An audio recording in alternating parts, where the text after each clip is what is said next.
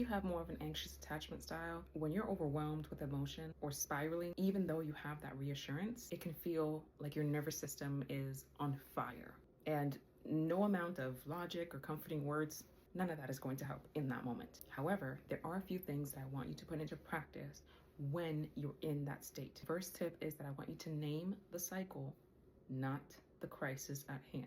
So instead of staying locked in and zoomed in to the crisis at hand for you, I want you to zoom out, take a step back, and name what's going on. Call it for what it is. Right now, my anxiety is through the roof.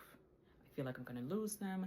I feel like we're gonna lose everything we worked so hard for. I feel like they're rejecting me, they're going to leave me. But really, I'm scared of losing them, and I'm scared that I'm not enough, and I will never be enough for anybody. Number two, I want you to anchor down into what's actually happening, into the present moment, not where your thoughts are taking you, right now, into what's actually happening around you factually. So ask yourself, what do I know to be true?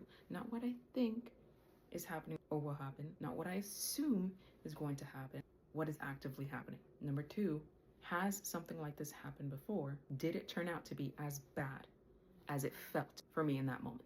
And the last tip is to recognize what is actually underneath the anxiety. Because listen, if you have an anxious attachment style, your needs, you're usually expressing them through protest behaviors, overcalling, oversharing, emotional outbursts.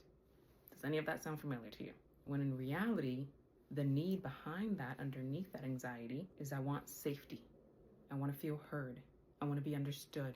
I want closeness. I want to feel like a priority. Once you get down to this final tip, then you're going to be able to, after you self-soothe, which if you want some techniques on how to self-soothe, let me know in the comments below. I'll make another video.